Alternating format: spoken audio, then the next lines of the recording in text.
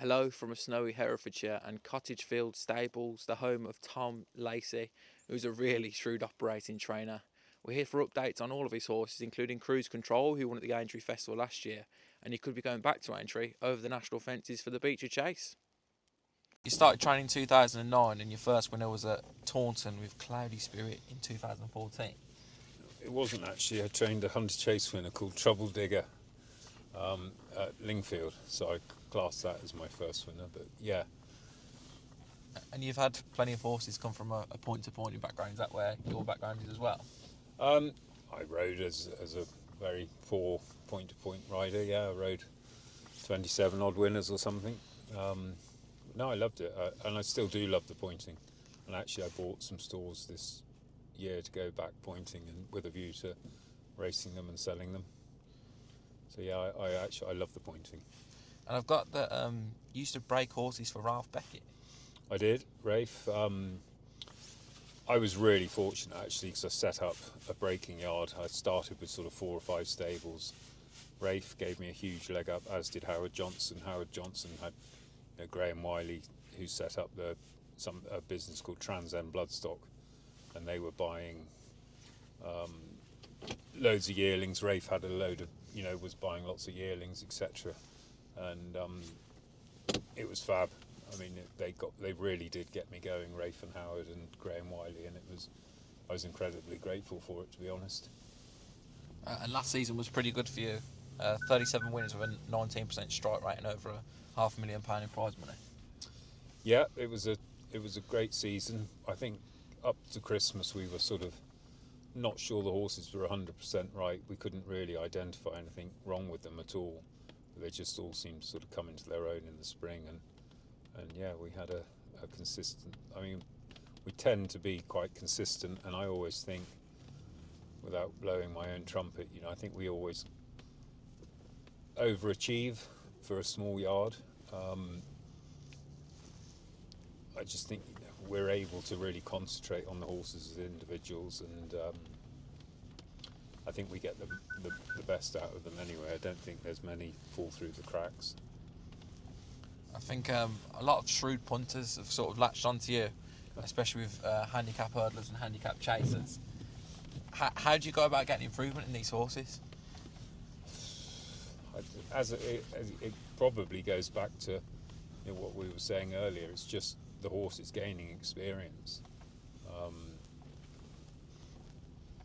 and that's really what it is. I mean, we don't always have them. Well, we very seldom have them tuned up first time. It's important they get a nice experience, and they're brought through the system nice and steadily in their own time, and they're given the opportunity to progress. There's no secret to it all at all.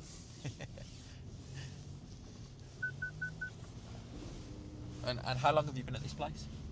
About 10 years. It was a rundown fruit farm when we came here, so we put everything in. Was able to set it up exactly as I wanted to. I'd done it previously elsewhere. I'd built my own yard elsewhere, so I was conscious of the mistakes I'd made there, and I certainly didn't make the same mistakes twice here when we came here. It's amazing. As we go around this morning in the Jeep, you'll be able to see, and if you can't train horses here, you can't train them anywhere.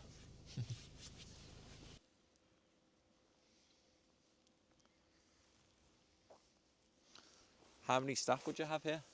There's about 12, 13, with sort of 50 odd horses. So yeah, we're well staffed, we're lucky. People tend to come and stay, or they come and go very quickly. It's because it's quite rural. It's not, you're not running into other strings. You're not having that sort of banter in the pubs in the evenings, which some people prefer. Other people prefer to go home and have a quieter life. But people come, and most of these guys have been here a long time. As I say, they come and stay, or they come and they go very quickly. So each to their own sort of thing. We're very well staffed. And you said 50 horses. Is there an ambition for you to train more? We have had more previously. We got up to 75 at one point, which was something I didn't want to do again, and I purposely cut back. 60, 65 is the ideal number for me. We are down, as I think most trainers are, as a result of the current climate, and with, of course, racing's own problems. And until some of those problems are ironed out, I think it will be ongoing, you know. But yeah, ideally I'd like to be up around 60 to 65, which is the perfect number for me. And I alluded to it a bit in the car there about you being good with progressing handicaps, but is there a specific type of horse you think you do well with? I think most of our horses end up wanting a trip. I think that's as a result of, you know, the facilities we have here. But no, as I say, there's no you know, well-kept secret. That's Gibbs Island. You go behind Stan. That's walking the line. Follow Hannah. Is that all of you for a moment, is it? Yeah. Okay.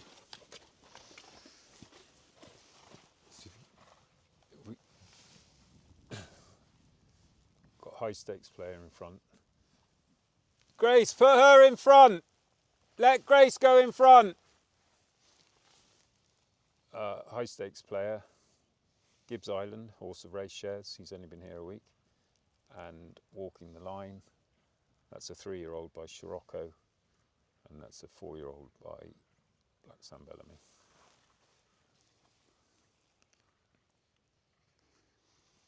What we generally do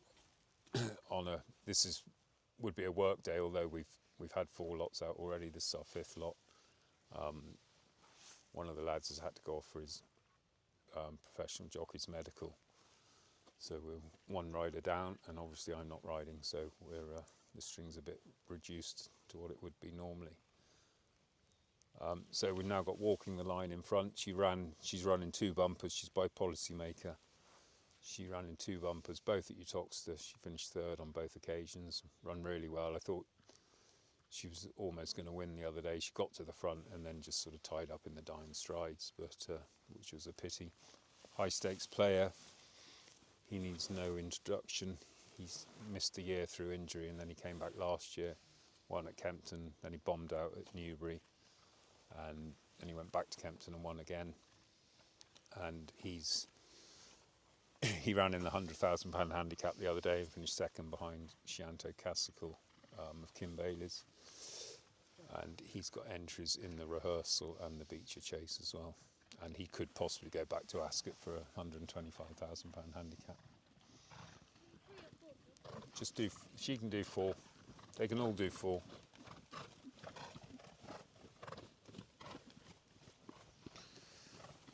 He's been prolific over fences. Yeah, fences are always going to be his game. Yeah, he's Okavango's done really well actually. He's a horse I bought off the Costellos. I bought him unseen on the back of someone's recommendation, and I paid plenty of money for him.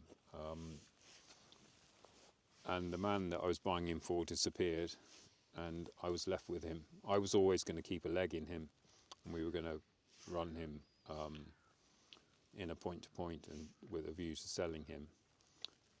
And luckily I found someone else who came forward and got me out of trouble, and they had 3 legs of him and I retained 1. We ran him and sold him to Jerry and Ashley, who have been great supporters of mine, Jerry Hines and Ashley Head. And he hasn't let me down. You know, he ran very well in a bumper at Sandown behind in the waterside, and another one of Nichols's, I can't remember. But we saw enough that day to know that we've got something to carry on with. And I know from going to Kim Bailey's that he fancies the Grand National for Chianti Classica. Have you got any lofty targets for him? For Highstakesplayer? Yeah. As I say, he's in the Beecher Chase. He won't get into the Grand National off his current rating. And he's in the... he could potentially go back to Ascot. There's a £125,000 handicap there in mid-December. You could potentially go back to that.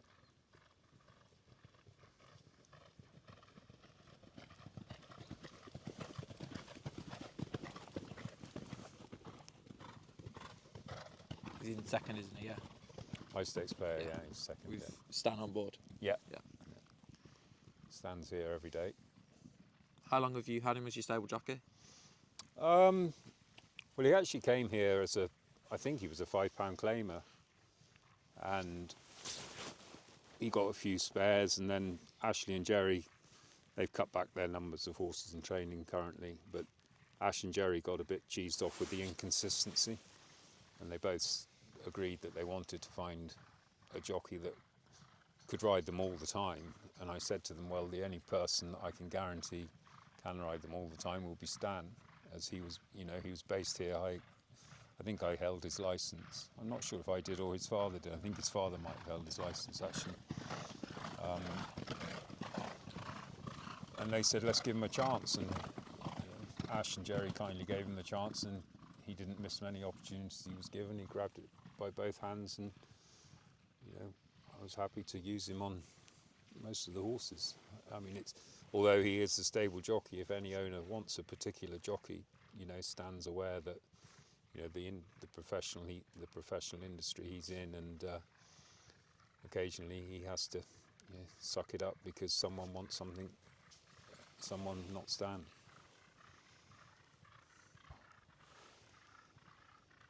What's your favourite part about training? Oh, I love horses progressing. I love watching them progress.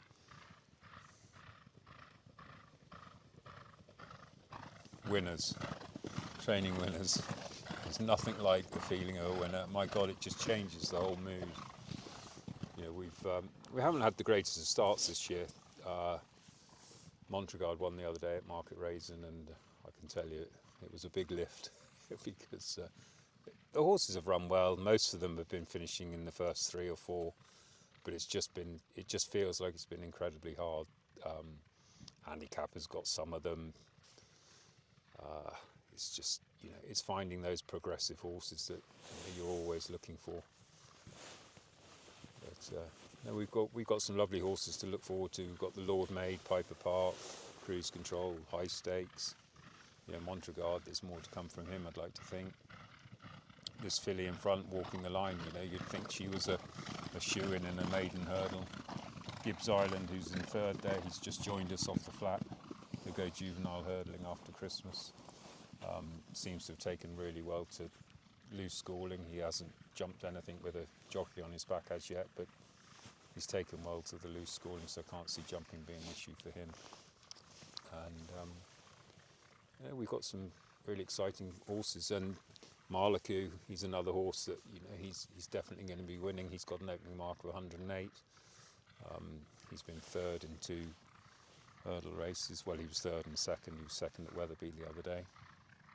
So he's, hopefully he'll be progressive. There's plenty to look forward to.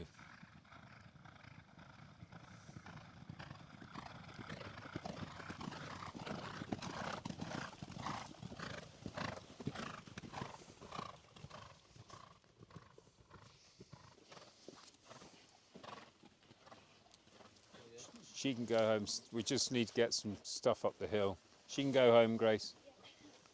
The rest can canter up the hill.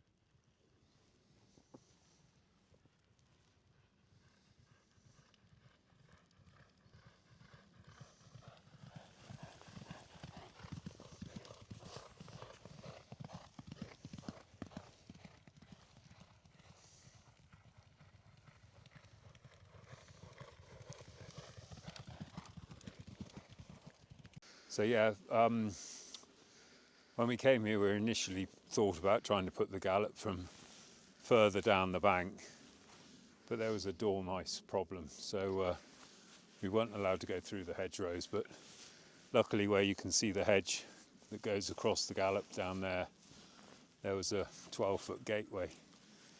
So the ecologist allowed us to remove the gateway and bring the Gallop up here, and it's I also put it in at 4 metres wide, which is a metre wider than what most Gallops are, so that the young horses can join, etc., etc. But it's incredibly steep, but it climbs all the way over 4 furlongs, so you're not going along the flat and then up a great big steep bank. It just keeps climbing and climbing and climbing. So it's a fantastic Gallop, and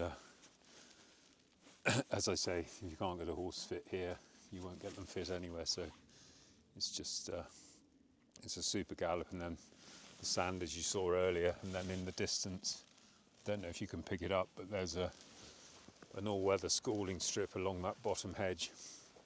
You can probably just see the wings of the fences and hurdles, but there's 4 hurdles, 4 fences, well, 3 fences and an open ditch, and then all that grass this side of the all-weather is a line of 4 hurdles, and then when the grass allows, we lift the fences off the all-weather surface and school out on the grass as well. So we've got everything we need, which is fabulous.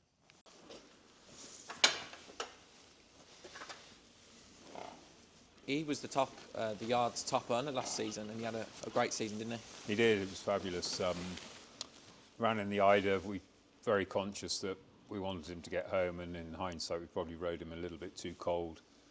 And then, obviously, the real highlight of his season was winning at the Aintree Festival in the spring. So, really good. Yeah, this year we just wanted to get a prep run into him. He actually doesn't have an entry in the Coral Cup any longer. Simply because I don't like the race. It's, you know, I just think it can be a career-ending race, and he's still a young enough horse. I don't really want to subject him to that. We ran Thomas Patrick in it, and he never ran another race thereafter. And I just thought it was, you know, maybe rightly or wrongly, we just didn't really want to expose him to that type of a race at the moment. So he's got a race entry in the rehearsal chase at Newcastle and the Beecher chase at Aintree. I think the owners are very keen to go to the Beecher. The rehearsal historically has been a very deep race, so the Beecher might be the obvious choice for him anyway. And I mean, he won't get into the Grand National anyway on his rating, so he'd want to be winning the Beecher convincingly to get anywhere near getting into the Grand National. But he's been a fabulous horse, and you know, he's won his bumper hurdle races and chases, and competing on those Saturdays and those handicaps is what you want. And has he been down to Lambourne to school over the national fences? No. We've got some experience with Kimberlite Candy running in those races over the big fences, and he never saw one before he went to Aintree. I don't think Cruz Control will either. T-Clipper, he went to the Fox Hunters last year. He hadn't seen one, and he jumped incredibly well. I don't think it's a necessity now, certainly with the modern fences. But yeah, his jumping has really come together. His jumping was what won the race in the Aintree last year. So no, his jumping's good. It's solid. He seems to be quick on his feet when he needs to be. So I'm not over worried about that. He's fairly versatile in regards to ground and trip, I suppose, at the staying trips. He doesn't want it fast, hence why we had to take him out at Cheltenham when we were trying to get a prep run into him.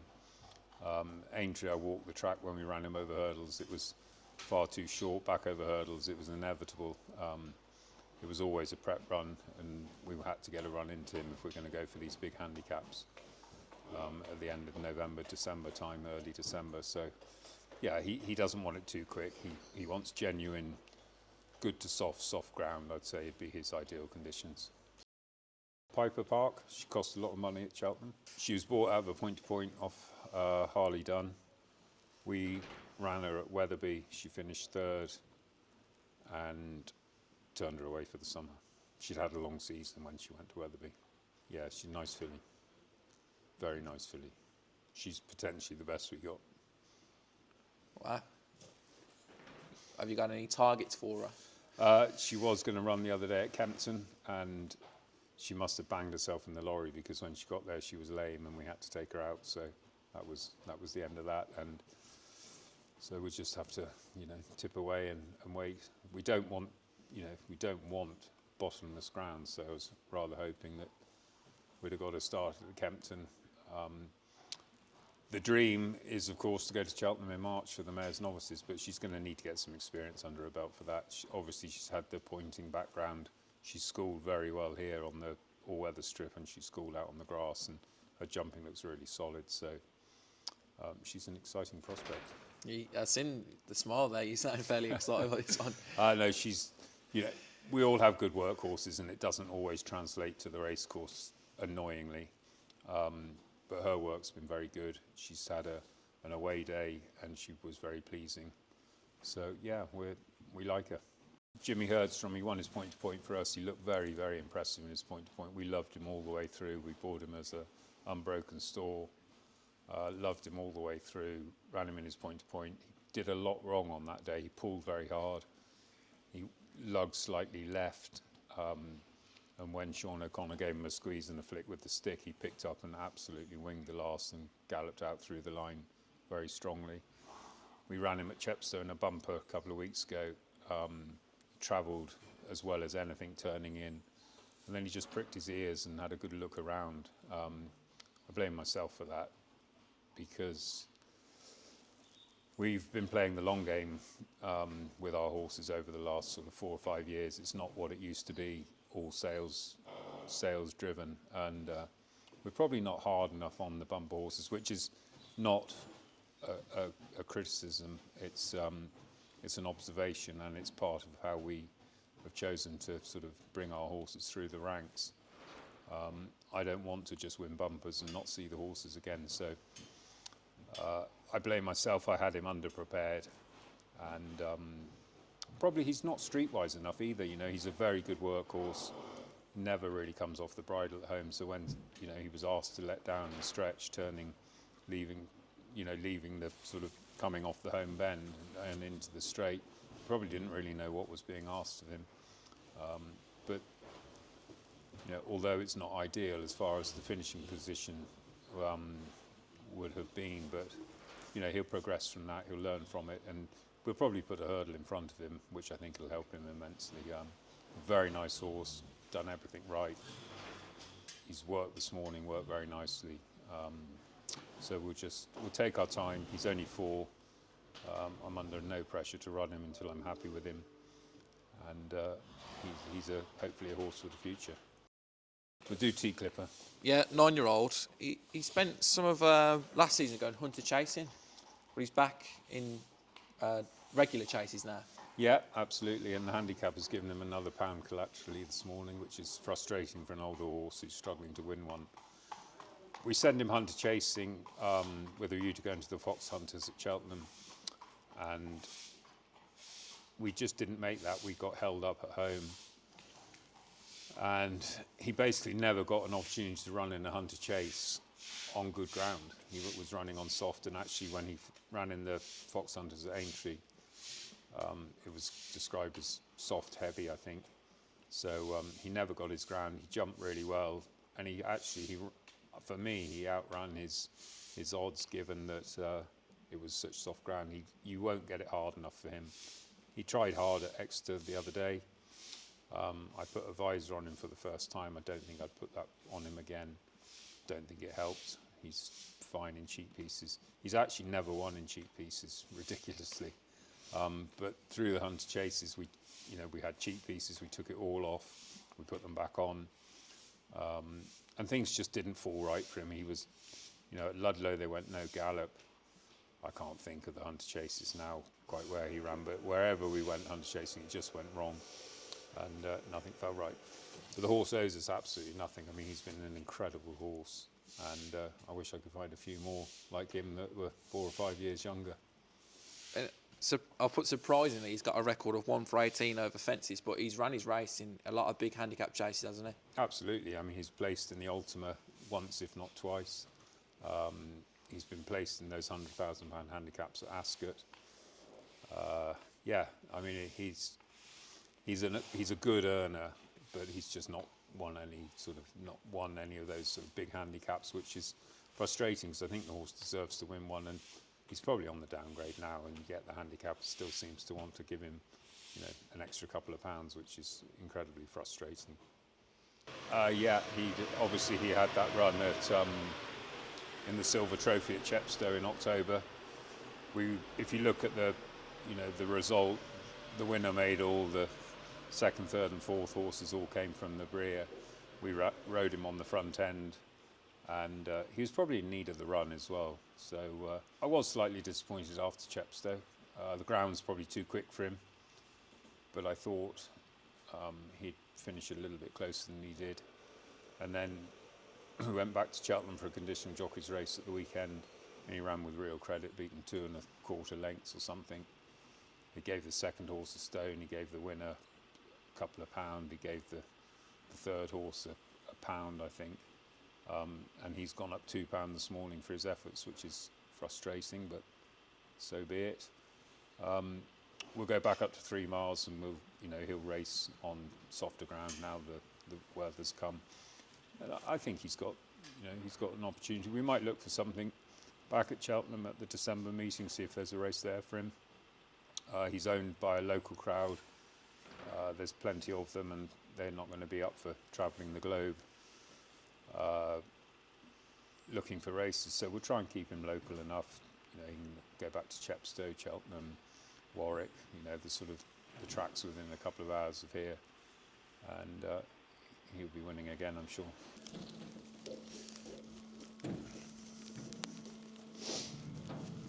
Well, it's back to the drawing board after Wetherby. He was disappointing, to be truthful, but it could just be that bounce factor. When he ran at Kempton in the listed hurdle, having been off a long time, I thought he ran really well, and we thought he just got tired, as he was entitled to. Then we sent him to Wetherby off top weight, travelled fine until he turned in, and then he just sort of was going up and down on the spot. And Highstakesplayer did it actually last year after a long break. He ran at Kempton, ran really well, and then completely bombed out at Newbury. So I'm rather hoping it was the bounce factor that people allude to. His work at home's been fine. He shows plenty of enthusiasm for it at home, and maybe it was just a combination of the bounce and top weight. But there's no denying I was disappointed with his Wetherby run, and we'll just look to get him back in. He might be better off in those deeper races, off a lower weight than he is carrying top weight in a 0 to 130. But he came in from the field in the summer. I went up to check them one day, and he was lame on his left hind, and he basically damaged his tailbone, and so we had to do a lot of and the muscle wastage was huge by the time he'd had his rest. So we had to do a lot of work building that up. And another thing that has crossed my mind since Wetherby is maybe having damaged that, left quarter, he needs to go the other way round. Whereas he ran perfectly well around Kempton right-handed. Yeah. Going left-handed at Wetherby may not have been what he needs, having had that injury. Probably dropping back into better quality races rather than carrying top weight in a 0 to 130. Do you think he'll stay out of the hurdle now? We tried fences. I wouldn't be against trying them again. I mean, when he ran at Cheltenham, he jumped the first 4 up the straight like an absolute seasonal pro, and then he turned to go down the back and just took everyone by the boards. It just went to pot. But we have tried fences twice now. I'm certainly more keen to try them than anyone else. Jerry Hines, who owns him, he doesn't think he's a chaser. Stan Sheppard, every time I mention, should we try fences? He's like, well, we've tried it twice. So I don't know, but I don't have to ride him, so it doesn't bother me. He can do it. Why it goes to pot, I don't know. He proved he could do it by jumping those 4 fences up the home straight in Cheltenham in the Arkle trial. But I don't know, he's frustrating. But he's won the Betfair. He ended up 4th in the champion hurdle as a result of a disqualification, having finished past the post 5th. He was second behind Epatante in the Christmas hurdle. I mean, he's been a absolutely fantastic horse. He's another horse I bought, you know, relatively cheaply as a store. He's been here since he was age 3, and he's certainly one of my favourites anyway.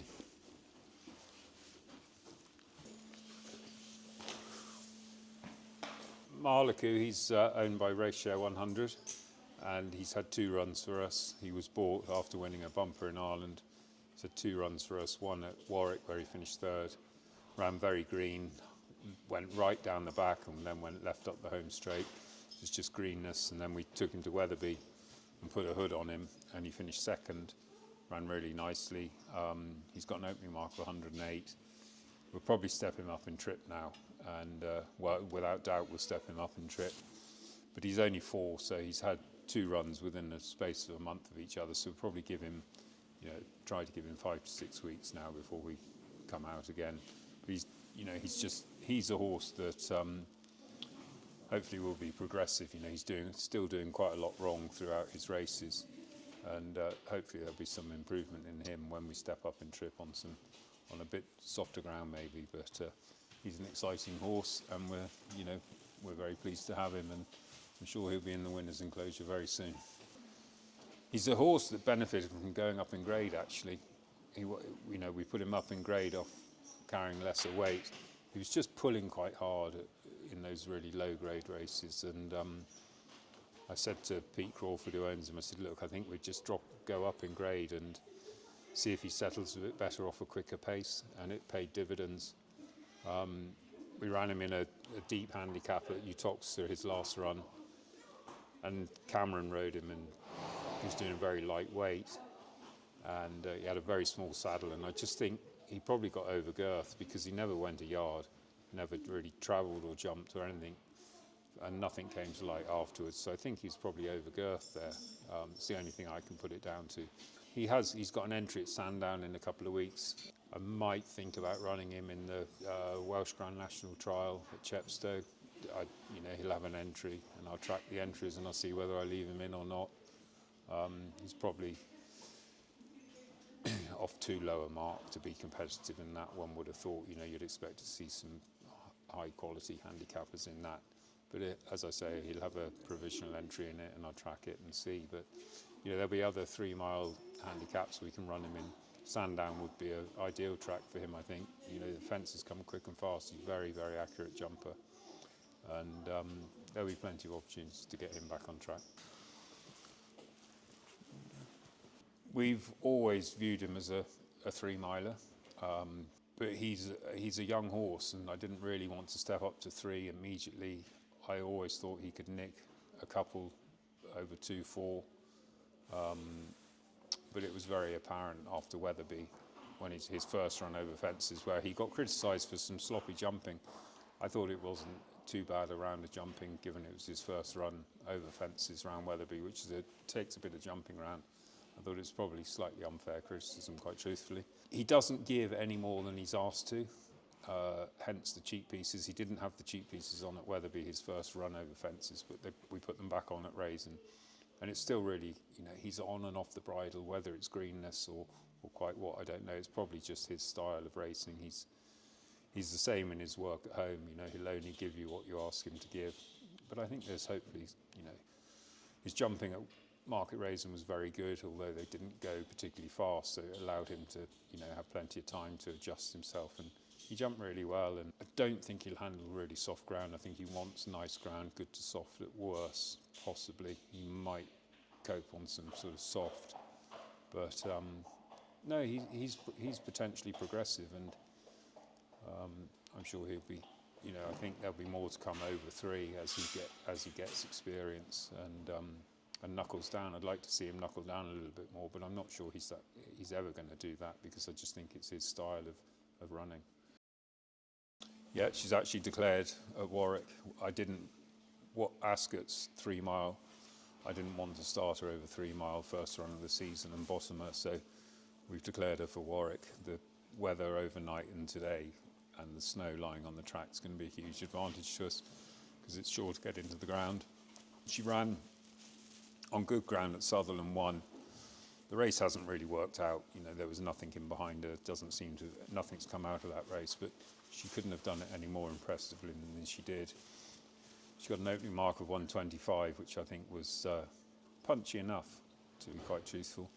So she's top weight at Warwick. Under 12 stone, things might be a bit difficult for her, but she's done nothing wrong. She's really strengthened up through the summer. When she came over from Ireland, she was quite light, so we didn't really train her particularly hard for Southwell. She's owned by Value Racing Club, and it's really important that, you know, these clubs, as it is with Race Share, that, you know, they get to see their horses. You know, they get to see their horses, and we just wanted to give her a run. And it proved the right thing anyway, as she won. But she's really developed and strengthened up and filled out from the summer and then through the autumn. So we're really pleased with her, and hopefully she can, you know, be competitive off that mark. He's a horse that struggles when he gets over 130, so I think he's still on a winnable mark. Has to go right-handed. You know, he's owned by Value Racing, and I was very conscious. I didn't want to pigeonhole him just to go right-handed, so we ran him last year at Chepstow, and it was very apparent that he has to go right-handed for whatever reason. I don't know. He's been ever so consistent. He's always won his races. He won the John Ox Trophy at Huntingdon, and we're probably, you know, that will probably be our target again. Back to that race. It seems to suit him. He's run very well in it twice now, I think. Yeah, he's been ever so consistent. Occasionally, you know, obviously the handicapper catches up with him, and he has to run again to come back down it. And anywhere north of 130 seems to be, you know, his Achilles heel, and he's been a fab horse.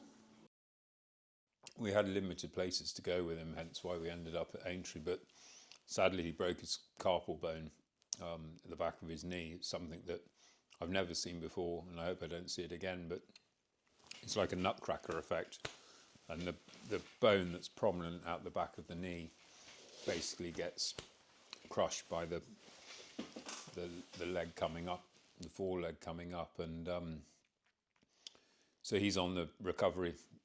He's had to have a prolonged period of box rest. He's now been back trotting around the roads for probably 4 weeks. I don't know whether we'll see him this season or not. We certainly won't be rushing him. He'll have all the time he needs to come right. He's, you know, moving really well at the moment. It can be a career-ending injury. I don't think it is with him at the moment. You know, the progress he's made has been really good. The rehab's been good, etc., etc. But, you know, I don't think, we certainly won't be rushing him. So whether he'll be out this season or not, I don't know. But fingers crossed he'll be ready to roll again next year. NOCTE VOLATUS. He started the campaign by winning a bit of a surprise at Chepstow at 25 to 1 over 2.5 miles. Where could he go next? What makes you think it was a surprise? The price. Oh, the price. But he should never have been that price. He was I think he was £3 or £4 lower in it this year than he was the previous year.